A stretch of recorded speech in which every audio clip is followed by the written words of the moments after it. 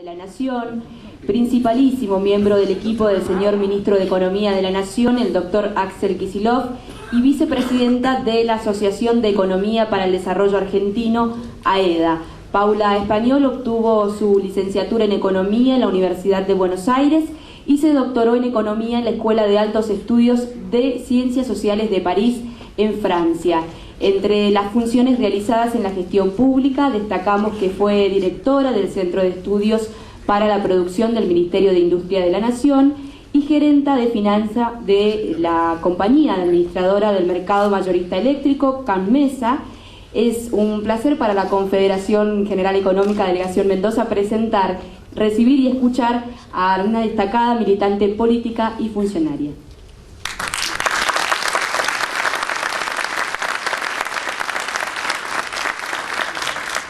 Buenas tardes, casi buenas noches.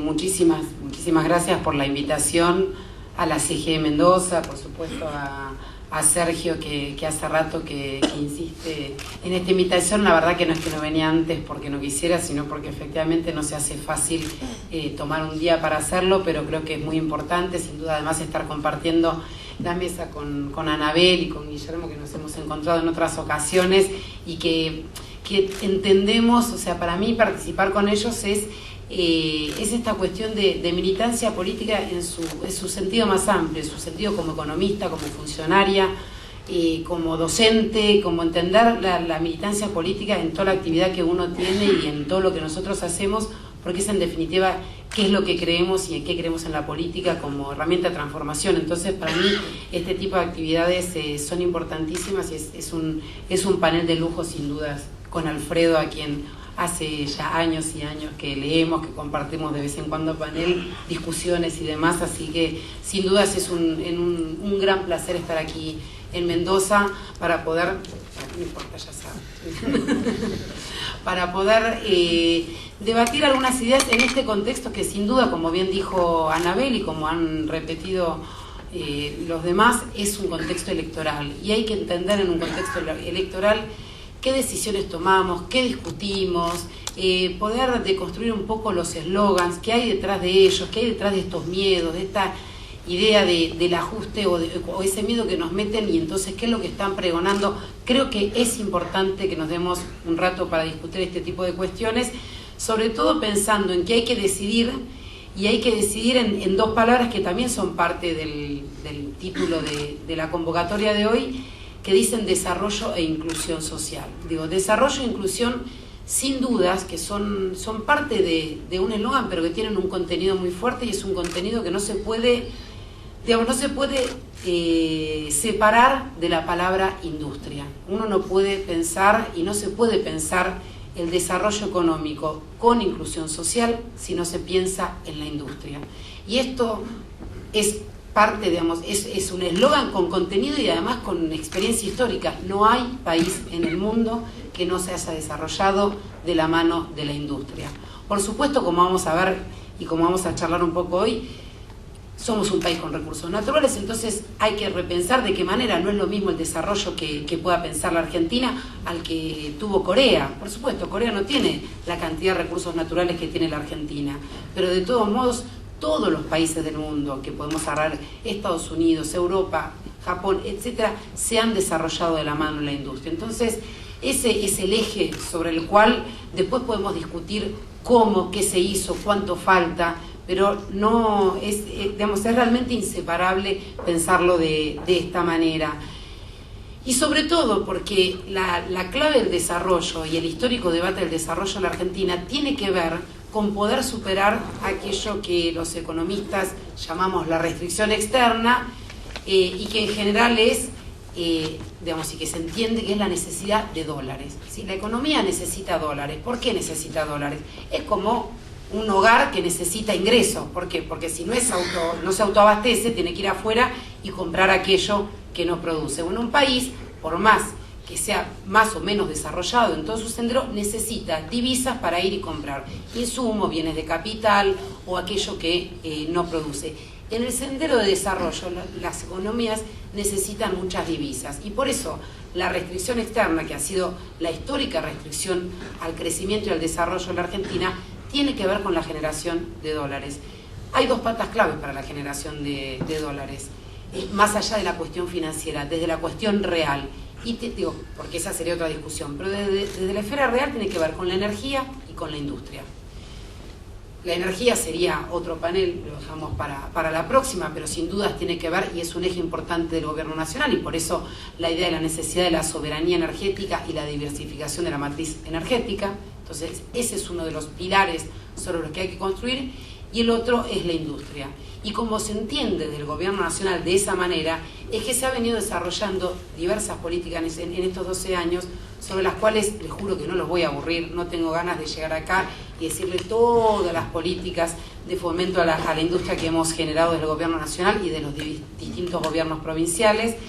Y tampoco me parece que valga la pena tomar demasiado tiempo, porque además lo saben y se dice una y otra vez cuáles son todos los logros en materia industrial que hemos tenido durante estos 12 años.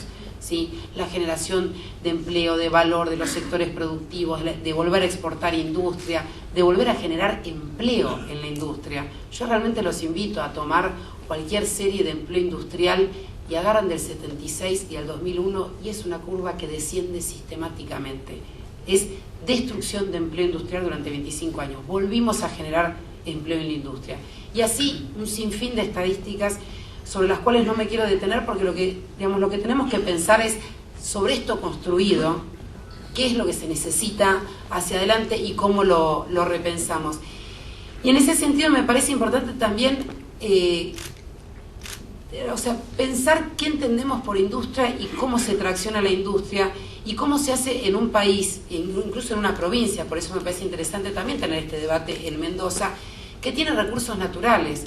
Porque si no entramos además nuevamente en esa antinomia de campo-industria, si gana el campo y pierde la industria, y viceversa, que la presidenta no se cansa a decir de que no hay esa antinomia, y a mí me gustaría poder ejemplificarlo un poco mejor y poder entender que efectivamente no hay esa antinomia, que la Argentina es un país con recursos naturales, que está muy bien que así lo sea, pero que hay que saber manejarlos y hay que saber de ellos lograr todo aquello que pueden dar para que seamos un país desarrollado, porque sin duda los recursos naturales y la exportación de recursos naturales nos va a generar divisas que nos van a permitir, dólares que nos van a permitir comprar aquello que necesitamos para industrializarnos, además de que nos van a permitir tener alimentos, etcétera. O sea, es importante el desarrollo del agro y de nuestros recursos naturales, pero es fundamental pensar a los recursos naturales vinculados a la industria. Desde este punto de vista de que pareciera es un título de industrializar la ruralidad, es decir, llevar la industria al agro, y esto es importantísimo, y no es algo que suceda naturalmente, porque yo no me canso de dar el ejemplo, muchas veces en diversas discusiones con algunos economistas que dicen, bueno, vamos a ver cuánto empleo genera el agro, y entonces, bueno, está el que trabaja, el que le lleva la comida, el kiosco, el esto, el otro. Entonces, en realidad, finalmente todo el empleo está vinculado al agro, porque indirectamente, si avanzamos en la cadena, todo está vinculado al agro. Entonces, que como que naturalmente, si al agro le va bien, al país le va bien, que es una concepción que casi viene de la década del 20, cuando si al agro le iba bien, pensábamos que a toda la Argentina le iba bien, y no es así. Lo que pasa es que se genera, y me acuerdo, volviendo un poco en esta provincia, a la 125 y a ese momento del no positivo, estar en la ciudad de Buenos Aires y ver los afiches que decían, con esto también volviendo un poco a lo que cuenta Alfredo, todos somos el campo. Digo, todos somos el campo, y la cuestión de las retenciones con la señora que estaba en el balcón de enfrente, yo decía, pero señora, usted siembra soja, porque yo la verdad, yo no soy el campo ni siembro soja. Y con esto no quiere decir que no nos parezca bien que haya un desarrollo agropecuario importante, pero no es que todos somos el campo. Y esto ¿por qué lo remarco? Porque no es que si al campo le va bien, naturalmente va a traccionar a todo el resto de la economía. Para que se traccione al resto de la economía y que haya una industria de maquinaria agrícola y que haya una industria de agroquímicos y que haya una industria de todo aquello que tracciona el campo, tiene que haber un proyecto industrial y productivo desde, digamos, fomentado y generado desde el gobierno nacional y desde un proyecto político. Y no es que, y digamos, y esto también, no hace falta irse muy lejos, hay que ver la historia. porque al campo, más allá de la cuestión de muchos campos hipotecados y demás, la producción agrícola durante los años 90 fue creciendo muchísimo, y crecía por toda la revolución que había habido en el agro. Y el que tiene su campo, si el tractor que compra es nacional o es importado, por ejemplo, le da igual, necesita un tractor para su campo. Entonces, ¿qué hace que el tractor ese que tiene en su campo sea de industria nacional? Que haya un proyecto político que considere que si tengo recursos naturales es importante que desarrollemos la maquinaria con la cual explotar ese recurso natural. Digo, los países escandinavos, que son países desarrollados y que tienen recursos naturales y forestales, son además potencia en maquinaria de explotación forestal, y eso los hace fuertes, no sus recursos naturales. Ahora bien, no es que eso sucede naturalmente y por tener el recurso natural voy a tener producción agrícola, producción de maquinaria agrícola, perdón. Y el ejemplo de eso es, en el año 2001 producíamos 100 tractores y hoy, en el año 2014, producimos 4.000 y tenemos el 70% de los tractores que hay en el agro hoy son de industria nacional, y eso no sucede naturalmente, eso sucede porque hay una política de industrialización que quiere que la maquinaria para explotar ese recurso natural sea agropecuaria. Y vuelvo también al mismo ejemplo que hoy daba en la radio. Este martes estuvimos en Pergamino, el corazón de la producción agropecuaria, inaugurando una planta de fitosanitarios, ¿sí?, de herbicidas y demás para el agro. Ahora bien, no es que tampoco naturalmente ese herbicida es nacional, es porque nos hemos sentado en una política de sustitución selectiva de importaciones y de administración del comercio, en la cual se invita al sector productivo, al empresario nacional y también a las multinacionales a trabajar en conjunto para que los fitosanitarios que se usan en el agro argentino sean de industria nacional, porque la Argentina es el tercer mercado mundial demandante de fitosanitarios. Entonces, ¿por qué vamos a tener que importarlos? Los vamos a importar si dejamos que la economía funcione naturalmente, y no va a ser el agro que va a demandar eso de industria nacional. Y si el fitosanitario, la maquinaria agrícola y toda la industria que está alrededor no es nacional, no se genera empleo, no se genera valor agregado, no se genera desarrollo tecnológico, y esos son ejes fundamentales para pensar el desarrollo de la Argentina. No es lo mismo la tecnología importada que la que se puede, ir desarrollando nacionalmente, porque además esa tecnología después se traslada a otras áreas. Entonces, en ese sentido es que hay que repensar la industria de manera integral, y por eso pongo el eje, y me parece importante también en una provincia como Mendoza que demos ese debate, porque la industria de los recursos, la explotación de los recursos naturales que tiene Mendoza, que son variados, la vitivinicultura, las frutas, los hidrocarburos, hay recursos naturales en Mendoza y bienvenidos sean. Ahora, lo interesante es poder tener esa industria metalmecánica que alguna vez hubo, que es fuerte y que existió, y que tiene que ver con también poder generar otro tipo de valor agregado, además del excelentísimo vino con valor agregado que se puede generar y que bienvenimos desde toda la Argentina y desde el resto del mundo, también la tecnología y también la maquinaria. Entonces, en ese sentido es que pensamos en la industria. Entonces, hacia adelante, lo que tenemos que debatir es cómo seguimos profundizando este camino.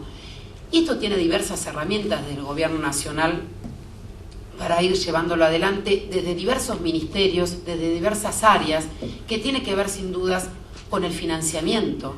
Hoy también hablaba Sergio de la importancia del financiamiento de la línea productiva del Banco Central, que como bien también se traía a colación, que tiene que ver con esa idea de el Banco Central tiene que ser autónomo. ¿Quién lo eligió el Banco Central? ¿Quién lo vota al Banco Central o a las autoridades para que sean autónomos de un proyecto político? Como muchas veces se pide desde esta ortodoxia económica de que el Banco Central sea autónomo y vaya por una senda, y la política nacional que vota el pueblo argentino vaya por otra. No, obviamente es un actor más de este proyecto económico. Entonces, en ese sentido, cuando se vota en el Congreso, por eso también todas las áreas, incluso el judicial, tendríamos también para otra charla, todas las esferas tienen su rol en este proyecto de industrialización, de inclusión social y de desarrollo económico. En el Congreso se votó ¿sí?, la nueva Carta Orgánica del Banco Central, que permitió al Banco Central volver a regular, con esta idea de que desde el Estado se regula al sector privado para que el sector privado actúe y para que en definitiva el ahorro de los argentinos vaya a la inversión productiva que genere empleo y valor agregado en la Argentina y para los argentinos. Entonces, esta modificación permitió fomentar el desarrollo del financiamiento y de líneas de financiamiento para el sector productivo, el rol clave que cumplió y que sigue cumpliendo y que tendrá que seguir cumpliendo el Ministerio de Ciencia y Tecnología y el desarrollo científico-tecnológico vinculado a lo productivo. Y creo que en eso también es importantísimo tener presente que el Ministerio no se llamaba de Secretaría de Ciencia y Tecnología como en su momento, sino que era el Ministerio de Ciencia, Tecnología e Innovación Productiva. Eso quiere decir que como el Banco Central no es autónomo, los investigadores, y acá me voy a pelear por ahí con algunos, y el CONICET tampoco es autónomo y va por su vía y van a investigar necesariamente lo que el arte de su investigación lo lleve. El CONICET y los científicos, de alguna manera, y todo el aparato científico-tecnológico tiene que estar vinculado con el sector productivo, porque también es parte de las necesidades que se generan, es financiado por el Estado y requiere que brinde su conocimiento para poder generar tecnología propia vinculada a la producción. Y eso es algo que hay que seguir profundizando y se hace también desde diversas áreas.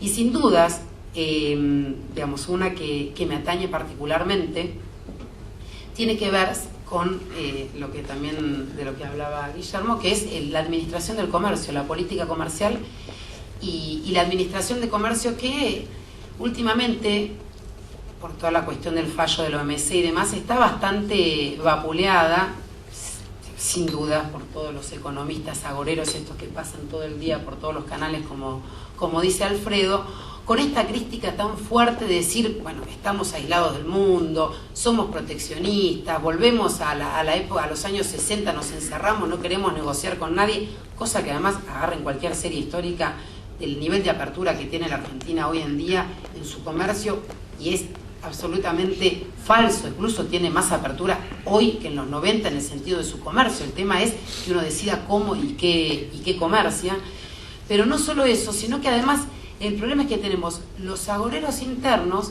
con esa idea de que toman el discurso, ese discurso de un doble estándar que a veces realmente enoja, de los países desarrollados y de su órgano como es la OMC, en el cual los países proteccionistas parecieran que son los países en desarrollo, los que están buscando las herramientas para desarrollarse. Y sin embargo, los países desarrollados, Estados Unidos, Europa, Japón, etcétera, todo el mundo, el concierto de los países desarrollados, ellos son librecambistas.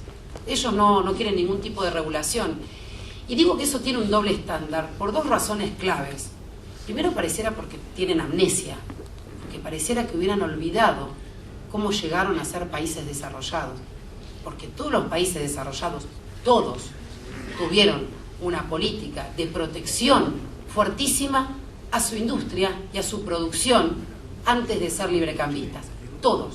Es más, el concepto de industria naciente, allá por finales de 1800, es de un tal Hamilton en Estados Unidos, que lo inventa como concepto de decir, la industria naciente es como un niño que crece y convengamos que uno no agarra a un bebé y dice, bueno, dale, corre. No, la general empieza a gatear, le da la mano, crece y después le dice, anda. Incluso hay un economista coreano, se llama Chang, que tiene un capítulo muy interesante del libro, en el cual el título del libro, yo siempre lo traigo a colación incluso en las clases, que dice, mi hijo de 6 años, ¿no? Digo, ¿tiene que salir a trabajar? Porque la pregunta que yo a veces hago en clase es, ¿pueden trabajar los chicos de 6 años? ¿Pueden? Pueden, sí. Bueno, yo les voy a contar una cosa, pueden, porque lo hacen, o sea, lamentablemente, pueden.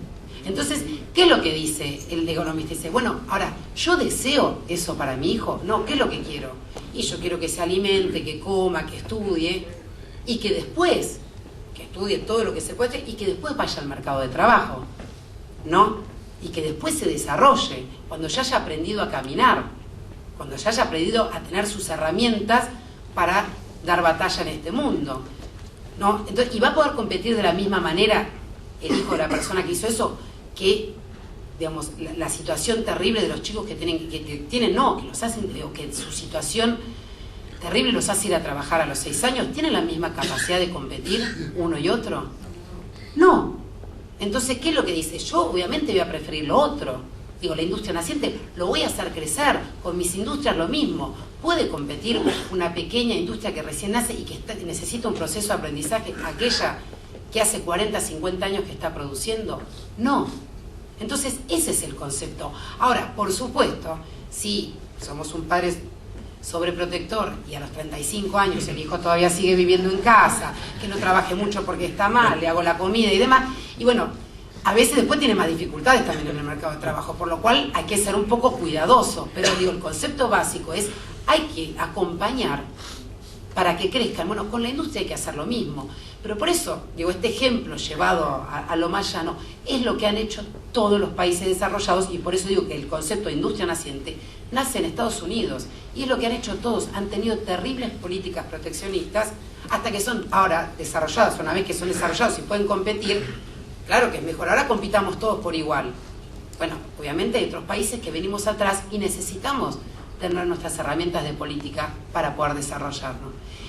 Pero a mí lo que me parece a veces más terrible y más hipócrita de este doble estándar, no solo es que lo han hecho en el pasado, sino que hoy en día, en los productos que los países en desarrollo exportamos y que necesitamos exportar para tener las divisas, para poder comprar las máquinas, para poder generar nuestra industria y desarrollarnos, esos productos primarios están terriblemente protegidos en todos los países desarrollados. Digo, traigo el ejemplo, tardamos 14 años en volver a venderle carne a Estados Unidos, en un panel que nos llevó 14 años. Pregúntenle a Ecuador con sus bananas o a Brasil con el algodón, ¿sí? Con barreras de todo tipo, arancelarias y no arancelarias, pero incluso arancelarias, porque por eso digo que a veces hay que tener determinados números presentes. El arancel máximo del Mercosur es 35% y el promedio de Argentina es 11%. Bueno, yo los invito a que vayan a ver cuáles son los aranceles del arroz en Japón, de los lácteos en los países escandinavos, del ajo, de un montón de productos primarios que exportan los países en desarrollo, y estamos hablando de aranceles del 100, 150, 200, 300%. Entonces, ¿de qué libre cambio estamos hablando? ¿Libre cambio para qué tipo de bienes? Y esto olvidándonos que vayan o sea, sumen la cantidad de ceros que tiene la política agrícola de la Unión Europea, o la de Estados Unidos, o el Buy American. Todo ese tipo de políticas de subsidios a los productos primarios que venden los países africanos, los países latinoamericanos, generan una situación muy desigual a la hora de tenerles, aunque no sea un arancel. Y si no, digo, pongo el ejemplo, tratemos de venderle, digo Mendoza, aceite a la Unión Europea. Entonces, digo, ¿de qué libre cambio estamos hablando? Entonces, ese doble estándar que nos aplican, no lo respetaron históricamente, no lo hacen ahora. Entonces creo que también esto hay que tenerlo presente cuando queremos defender las políticas de autonomía y de desarrollo económico y de desarrollo industrial que tenemos, y entonces cuando podemos hablar con mucho más convicción de cuál es el rol de la administración del comercio que han tenido todos los países y sin el cual no se puede imaginar un desarrollo industrial, que tiene que ser inteligente, que nadie piensa que la Argentina puede tener una matriz productiva que va a producir todo, sin dudas que no. Pero claramente es una de las herramientas fundamentales tener una política comercial de promoción de exportaciones, pero de protección del mercado interno y del trabajo argentino de manera inteligente, agregando valor y tecnología, como decía Anabela al inicio, para poder imaginar un desarrollo inclusivo, un desarrollo industrial y con inclusión social.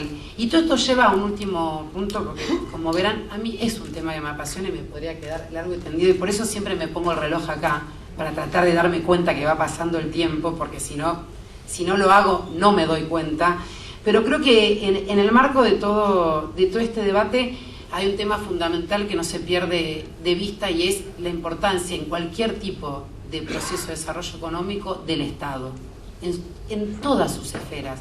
el Estado como herramienta de financiamiento, el Estado de sus diversos poderes y el Poder Ejecutivo como regulador y director, digamos, de un proceso de desarrollo económico, porque no se puede imaginar un proceso, no ha habido, y esa es otra también, cuando nos dicen el Estado tiene que ser chico, hay que reducir el déficit fiscal, etc. No hay país en el mundo que no se haya desarrollado con un Estado fuerte. No hay país en el mundo, porque además para que el mercado funcione se necesita un Estado fuerte, porque si el Estado no funciona, el mercado no es un mercado de libre cambio, es un monopolio, porque naturalmente se tiende al monopolio. Entonces, para que haya un mercado que funciona bien, aún en el mejor de los términos del libre cambio, tiene que haber estados que regulen. Entonces, un proceso de desarrollo económico no se puede imaginar sin el Estado, y sobre todo, y por eso me pensaba recién que en general a mí me gusta terminar las charlas o este tipo de debates y de reflexiones justamente con la frase que leyó Guillermo, con esa. Y me parece importante hoy, además, que lo estamos haciendo en el marco de un debate, en un momento electoral, porque siempre insisto también lo interesante que es volver a leer, y los invito a que lo hagan, el discurso de Néstor Kirchner cuando asume el 25 de mayo del 2003. Y es interesante hacerlo en un momento electoral porque él ahí, en todo caso, ya había ganado las elecciones, ¿no? Y él estaba proponiendo qué es lo que venía a hacer, y además de venir a proponernos un sueño, de venir a proponernos un cambio, de venir a decir cuál era el rol del Estado. Él nos dice cuál es su proyecto político y económico, y la verdad que leyéndolo 12 años después, nos muestra que realmente lo que estaba queriendo hacer y cuál era su visión de transformación y de cambio, nos decía cuál era, y es lo que sucedió, que sin duda nos falta, pero me parece que es importante que lo leamos cuando vemos discursos vacíos y cuando tratamos de entender, porque ahora parece que todos quieren aerolíneas estatales, todos quieren YPFs estatales, todos quieren estados que intervengan, porque parece que se dieron cuenta que a los argentinos valoran mucho la asignación universal, valoran mucho todas las provincias, poder tener la conectividad que tienen, y que hoy Alfredo y yo nos demos el lujo de volver e irnos en el día, en plenas vacaciones de invierno, que no hay un solo vuelo, pero nos demos el lujo de hacer eso. Eso es porque hay una conectividad que era inimaginable, y eso la Argentina lo vive, y eso parece que le dio en las encuestas, y entonces tenemos que cambiar. Entonces, insisto, pensar la economía y el desarrollo no se desconecta de pensar el Estado, de ese Estado que Néstor Kirchner imaginó en el 25 de mayo del 2003, que nuestra presidenta imagina y ejecuta día a día, y que nosotros como funcionarios, como militantes y como la generación que queremos seguir trabajando para la Argentina, imaginamos hacia el futuro para la Argentina, para Mendoza y para el pueblo argentino. Muchas gracias. Muchas gracias a la doctora Paula Español.